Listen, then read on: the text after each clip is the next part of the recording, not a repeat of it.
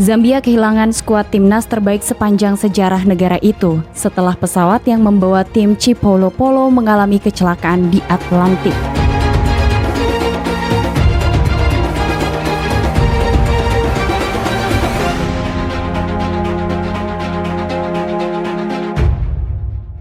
Assalamualaikum warahmatullahi wabarakatuh. Hai, hello Delvers. Di video kali ini Tamara Delv akan membahas sebuah sejarah tragedi penerbangan yang ternyata berkaitan dengan sejarah sepak bola. Kita akan langsung masuk ke informasinya.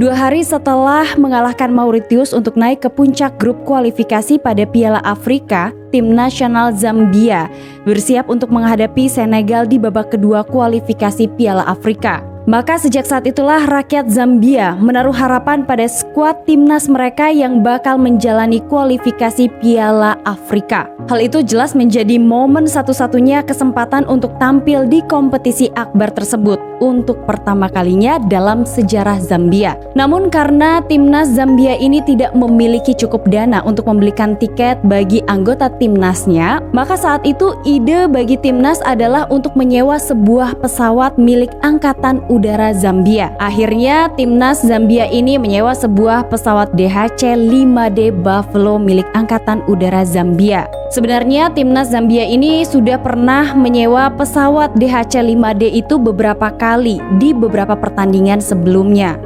Bahkan sempat ada perkataan dari timnas ini kepada pelatihnya bahwa di pesawat inilah kemungkinan mereka akan meninggal dunia. Pesawat DHC-5D Buffalo ini diketahui memiliki registrasi AF319. Pesawatnya memang tidak terbang dari akhir Desember 1992. Kemudian dilakukanlah pemeriksaan 2 kali pada tanggal 22 April 1993 dan pada tanggal 26 April 1993 sebelum timnas Zambia ini pergi menuju ke Dakar, Senegal. Setelah 2 pemeriksaan dilakukan, semuanya masih nampak normal. Hingga kemudian timnas Zambia ini mulai berangkat pada tanggal 27 April 1993 menuju ke Dakar, Senegal. Untuk menjalani laga tanding itu, maka timnas ini menyewa sebuah pesawat yang diisi 30 orang penumpang, 5 orang kru dan 25 orang penumpang. Di antara 25 orang penumpang itu, 18 diantaranya adalah anggota timnas, sementara sisanya adalah kru dan juga wartawan. Karena pesawat yang disewa ini adalah sebuah pesawat kecil, pesawat dengan turboprop, maka pesawat ini hanya cocok untuk perjalanan singkat. Sehingga kemudian dalam perjalanannya pesawat ini direncanakan untuk berhenti di 3 tempat. Yang pertama adalah terjadwal untuk berhenti di Brazzaville, Kongo, kemudian di Libreville, Gabon, dan di Abidjan, Pantai Gading sebelum akhirnya pesawat melanjutkan penerbangannya ke Dakar, Senegal. Timnas yang ada di dalam pesawat DHC-5D ini adalah tim unggulan milik Zambia. Karena ternyata dengan timnas yang sama di tahun 1988 mereka bisa mengalahkan Italia dengan skor 4-0. Pesawat itu lepas landas dari Zambia, semuanya normal dan juga lancar hingga pesawat itu mendarat di Kongo. Pesawat kemudian diisi bahan bakar. Setelah semua urusannya selesai, pesawat itu terjadwal untuk kembali terbang ke Gabon. Pesawat itu akhirnya mendarat di Gabon dengan selamat. Pengisian bahan bakar kemudian dilakukan lagi. Setelah semua persiapannya selesai, lagi-lagi pesawat itu terjadwal untuk terbang ke Abidjan. Pesawat DHC-5D itu kemudian take off pada pukul 22.43 malam waktu setempat. Ketika pesawatnya meluncur di runway, semuanya normal dan juga lancar, hingga kemudian pesawat itu mulai mengudara. Hanya sekitar 2 menit setelah pesawat itu mengudara, tiba-tiba saja mesin pesawat sebelah kiri itu mati. Sehingga kemudian pilot kehilangan kendali atas pesawatnya dan secara tiba-tiba bagian hidung pesawat itu jatuh atau mulai menukik. Dan pesawat mulai jatuh ketika berada di ketinggian sekitar 1.640 kaki. Dengan sangat cepat pesawat itu tiba-tiba saja menghantam air dan pesawat mengalami kecelakaan. Mirisnya, kecelakaan itu terjadi hanya sekitar 1 mil dari garis pantai Gabon dan semua penumpang dinyatakan meninggal dunia. Awalnya ketika tim evakuasi menuju ke lokasi di mana pesawat itu jatuh, mereka masih berharap bahwa ada penumpang yang selamat. Namun kenyataannya ketika tim evakuasi tiba, mereka sudah tidak lagi menemukan adanya penumpang yang selamat. Dengan sangat cepatnya, informasi mengenai kecelakaan yang dialami oleh timnas Zambia ini menyebar ke seluruh dunia. BBC merupakan salah satu media yang segera melaporkan terjadinya tragedi penerbangan itu. Ketika tim evakuasi tiba di lokasi kecelakaan, mereka langsung menemukan setidaknya 24 orang penumpang dalam kondisi meninggal dunia. Namun dari 24 jenazah yang ditemukan hanya 13 yang dapat diidentifikasi. Sebelum berita ini tersebar di dunia, maka negara Zambia adalah negara pertama yang jelas mengetahui mengenai peristiwa atau tragedi jatuhnya pesawat DHC-5D tersebut. Dengan sangat sedih, maka rakyat Zambia saat itu langsung menelan kekecewaan dan juga mengalami duka yang sangat mendalam. Bagaimana tidak? Tim unggulan mereka justru tidak sampai ke Dakar untuk babak kualifikasi. Mereka justru harus mengalami kecelakaan karena pesawat yang ditumpanginya jatuh di Atlantik.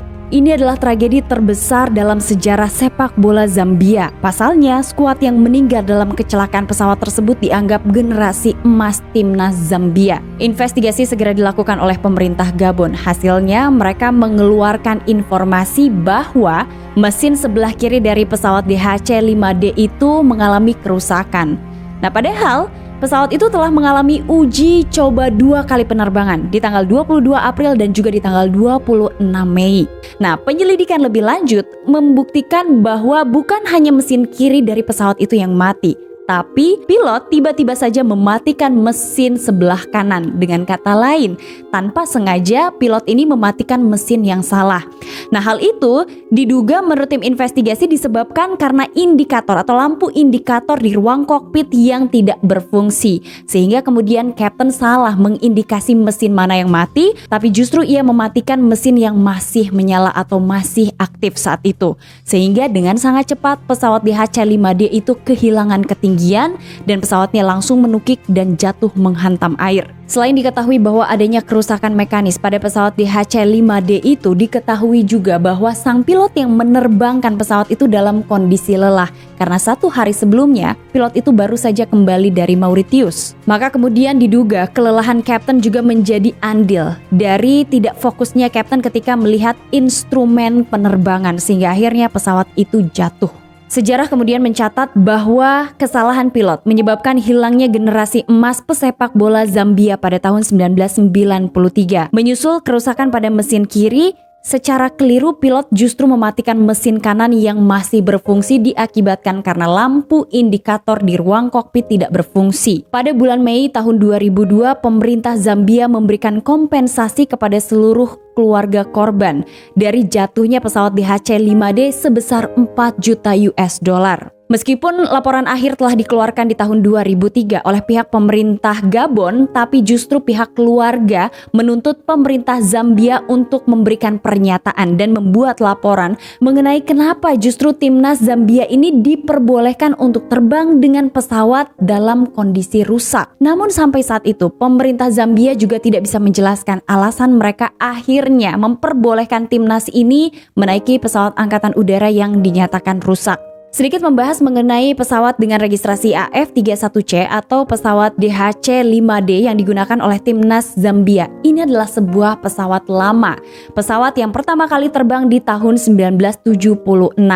Nah, secara keseluruhan sebenarnya telah dimiliki oleh militer dari Zambia selama kurang lebih 10 tahun. Pesawat DHC-5D ini diketahui adalah pesawat yang populer karena bisa lepas landas di runway yang pendek. Secara total sejak tahun 1965 pesawat ini sudah diproduksi sebanyak 122 unit dan kebanyakan digunakan oleh pihak militer. Sejak awal memang rakyat Zambia ini menaruh harapan pada skuad timnas mereka yang bakal menjalani kualifikasi Piala Dunia melawan Senegal. Ini adalah kesempatan satu-satunya untuk tampil di kompetisi akbar tersebut, pertama kalinya bagi sejarah Zambia. Namun, hari di mana timnas Zambia mengalami kecelakaan, harapan tersebut pupus dan meninggalkan duka mendalam. Pihak keluarga melalui pengacara menyebutkan pemerintah telah melakukan kelalaian dengan membuat pemain timnasnya menggunakan pesawat yang tidak layak pakai. Hingga 20 tahun kemudian, skuad dari negara di selatan Afrika ini masih belum mampu menebus partai final Piala Afrika. Namun sejak kecelakaan tersebut, Zambia mampu menjadi runner-up Piala Afrika pada tahun 1994 dan menjadi juara pada tahun 2012.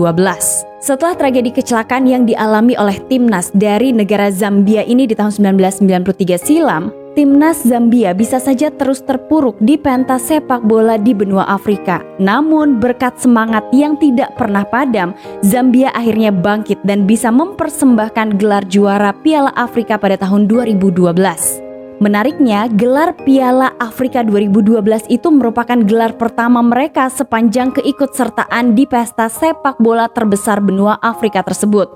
Gelar itu terasa sangat bernilai bagi timnas mereka dan seluruh masyarakat Zambia. Gelar tersebut juga terasa sangat spesial karena diraih di kota Libreville, lokasi kecelakaan tragis yang menimpa timnas negara mereka pada tahun 1993 lalu. Di bawah asuhan dari pelatih asal Prancis yang sangat karismatik, Hervé Renard, Zambia memberikan kejutan kepada publik benua Afrika. Menghadapi Pantai Gading di final, Zambia sukses menang secara dramatis dengan skor 8-7. Suasana haru pun terjadi saat setelah merayakan kemenangan tersebut, sang pelatih menyita perhatian dan diarak oleh para pemain di atas lapangan. Nah, itulah informasi dari channel Tamara Delf mengenai sedikit kisah dari sejarah timnas Zambia yang pernah mengalami tragedi penerbangan di tahun 1993. Semoga informasi ini bermanfaat untuk kita semua. Hai halo Delvers, di video kali ini aku tidak akan membacakan komen kalian, tapi aku mau mengucapkan turut berduka cita yang sebesar-besarnya kepada saudara-saudara yang ada di Cianjur. Semoga semua saudara-saudara, keluarga, teman-teman yang ada di sana selalu diberikan ketabahan dan juga keikhlasan. Terima kasih kalian sudah nonton video aku hari ini. Jangan lupa di subscribe, dinyalakan lonceng notifikasi, dan sampai ketemu di episode selanjutnya.